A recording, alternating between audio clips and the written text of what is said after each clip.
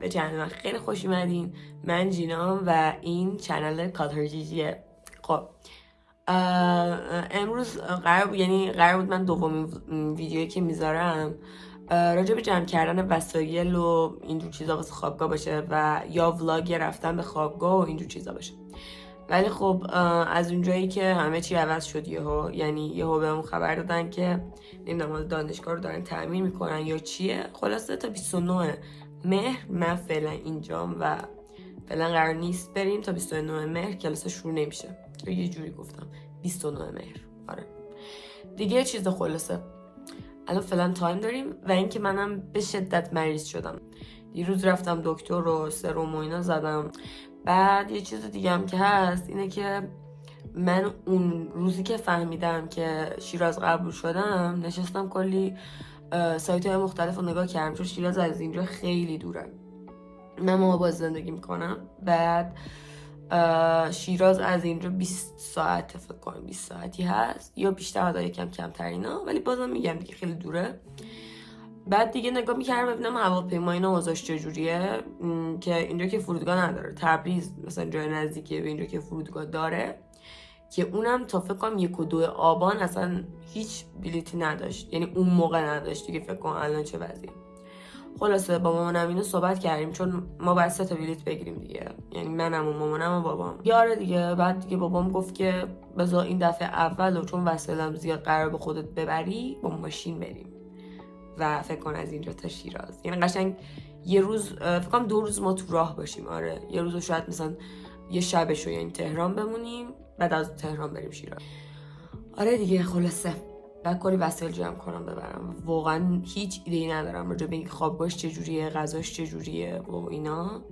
الان که به شدت مریضم، یعنی اصلا موضوع خیلی بدیه دیگه. خلاصه من میرم یه قهوه درست میکنم واسه خودم و خواهرم، چون جفتمون سرمون درد میکنه و فکر میکنم تنها راه چاره‌اش الان قهوه است، چون من که قرص اصلا نمیخورم واسه سر درد و اینا. حالا شاید هم به خاطر این مریضیه باشه، نمیدونم. اصلا هیچ ایده راجع به این مریضیه ندارم. یعنی این شکلیه که الان یه حالی داری، یه نیم ساعت دیگه حالت عوض میشه. اصلا خیلی عجیب غریبه. شبیه همون کروناست، چون من یه بار کرونا گرفتم یه 2 سال پیش فکر کنم.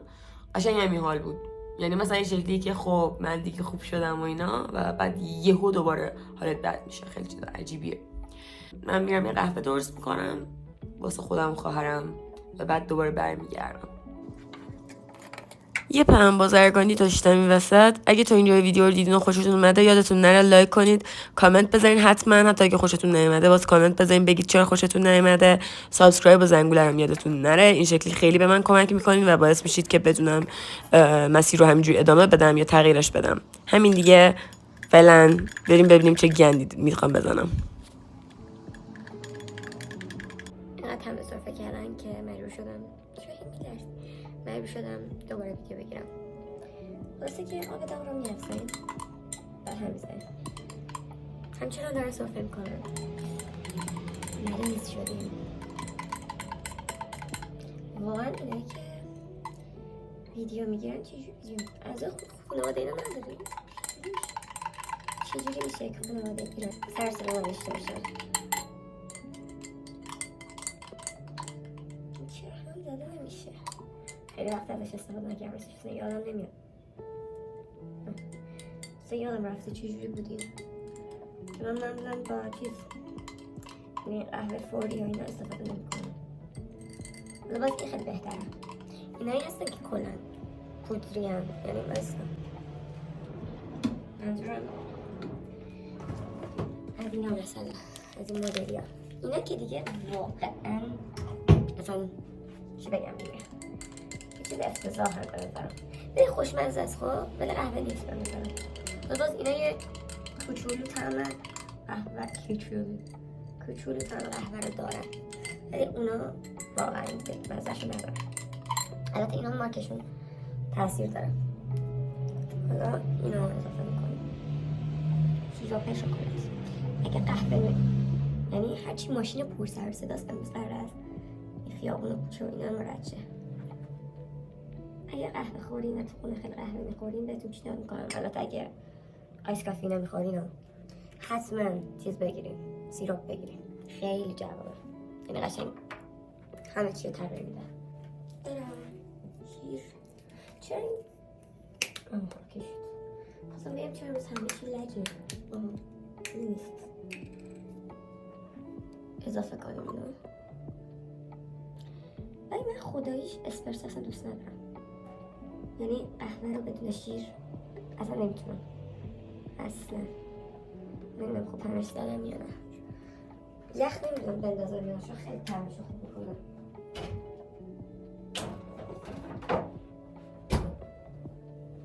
ولی خب مریض شدیم به شدت. از قیافه هم فکر کنم معلومه و به همین خاطر نمیدونم خاطر چی دارم میگم. به همین دلیل نمیدونم یخ بندازم یا نه.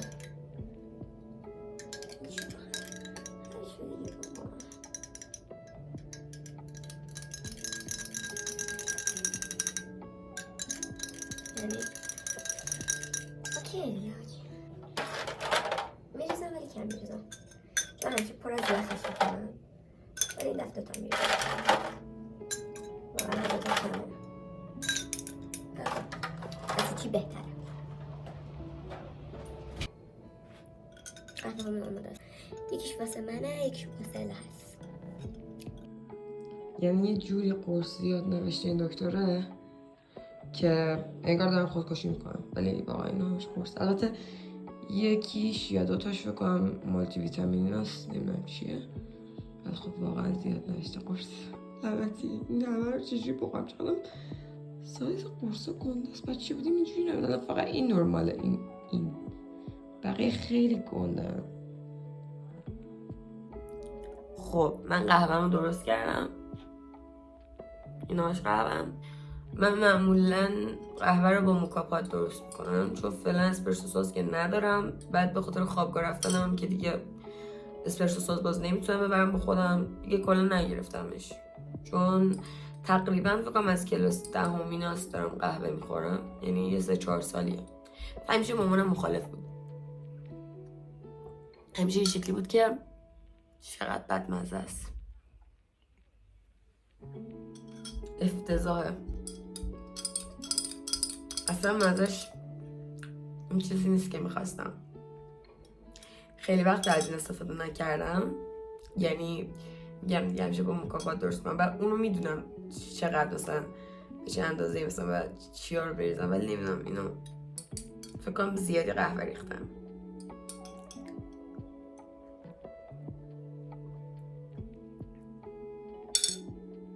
افتضاحه. چرا بدم این قهوه‌ای که تو ویدیوم دارم درست میکنم اینقدر افتضاح باشه؟ این شانس منه. یعنی ببین یادم یه بار دوستم رو دعوت کردم خونمون بعد اون موقع تازه شروع کردم قهوه خوردن و اینا و کلی تعریف میکردم که آره قهوه خیلی خوبه و اینا چون اون موقع من خیلی درس داشتم خیلی درگیر کنکور بودیم. بعد دیگه خلاصه منم به دوستم گفتم آره من قهوه میخورم چون اولش بود دیگه تا 4 ساعت سر حالم قشنگ و میذارم درس بخونم و اینجور صحبت هم. دوستم هم شکلی بود که خیلی خوبه اینجوری و خلاصه اومد خونه ما و من یه دستور جدید قهوه رو براش درست کردم. یعنی همینجور تو نت دیده بودم و اولین بارم بود. ببین نمیدونم چی بگم یعنی یه زهر ماری بود که خدا سر هیچکی نیاره. اینقدر بدمزه بود و دوست من هنوزم هر وقت راجع به قهوه صحبت میکنم اینو میگه تو هیچی نگو. یعنی از قهوه متنفر شد دوستم. و آره نمیدونم چرا اولین باری که واسه هر کی قهوه درست کردم اون اولین بار بد شده. یعنی هر باری خواستم مثلا بگم که آره من مثلا میتونم مثلا قهوه درست کنم اون اولین بار بد شده. یعنی میدونم که مثلا میخوام دقت کنم گند میزنم ولی وقتایی که همینجوری خیلی عادی درست میکنم خیلی خوشمزه میشه. نمیدونم چه حکمتی توی این قضیه است. الان واسه خواهرم هم درست کردم فکر کنم اونم حالش بد شه. البته نمیدونم میدونی آخه من اوکی ام با تلخ بودنش ولی این احساس میکنم بد چیزاشو اضافه کردم اندازه هاش اوکی نیست.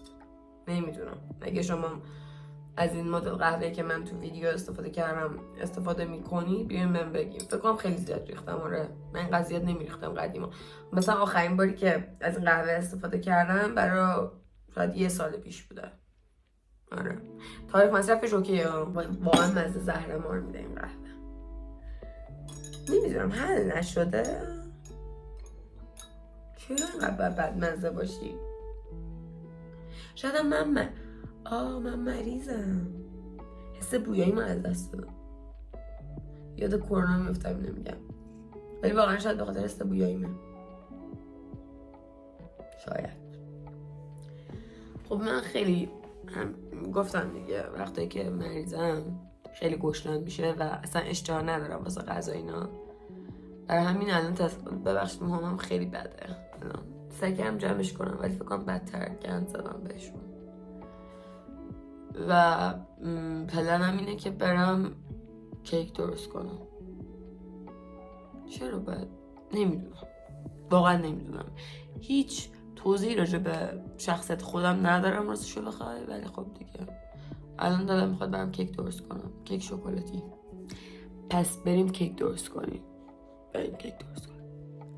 به آموزش آشپزی با من خیلی خوش اومدیم. تو این آموزش قراره آسان‌ترین کیک دنیا رو بهتون یاد بدم. کیک یخچالی، چیزی که من حتی تونستم درستش کنم.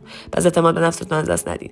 بیسکویت پتی بور میخواد، پودر کاکائو میخواد، شیر میخواد، شکر میخواد، آرد میخواد با کره که من کره نداشتم ولی اعتماد به نفس داشتم و درستش کردم. و کلا اوکیه. میخواین دو رنگ بیسکویت بگیرید که خوشگل‌تر بشه. حالا می مواد خشکمون رو از الک میکنیم، از صافی رد میکنیم که گوله گوله نشه. من آردو الان دارم اضافه میکنم، بعدم پودر کاکائو رو ریختم، بعد من وانیلم ریختم چون وانیل خیلی مزه‌ش رو خوب میکنه. بعد در نهایت هم زدم و مواد خشکم که دست شد چیز ریختم، شیر ریختم، بعد دوباره هم زدم، بعد گذاشتم رو حرارت مستقیم. دیگه همینجوری هم زدم که ته نگیره، حواستون باشه که ته نگیره. بعد همینجوری هم بزنین و بعد من یهو تصمیم گرفتم روغن مایع اضافه کنم به جای کره، نمیدونم چرا. دیگه خیلی روغن زیاد بود، گند زدم و روغن رو ریختم بیرون. دوباره همینجوری هم زدم تا به غلظت سس مانندی برسه و همینجوری اگه دیدین مثلا گوله گوله شده موادش، سعی کنید لهش کنید و یه دست بشه، همین چیز خاصی نمیخوایم اتفاق بیفته. بعد نذارین خیلی هم سفت بشه. بعد همینجوری سس رو میریزیم، یه لایه بیسکویت میذاریم، گردو و موزم من گذاشتم بین لایه ها، شما میتونین بذارین یا نذارین بسته به چیزی که دوست دارین. بعد همینجوری لایه این لازانیا میریم بالا، لایه آخر گردو و موز و سس میریزیم و در نهایت این ترکیبو میذارین تو یخچال و بعد 4-5 ساعت میتونین بخورین. بعد 24 ساعت خیلی خوشمزه تر میشه. امیدوارم خوشتون اومده باشه. تا ویدیو بعدی، خدافظ.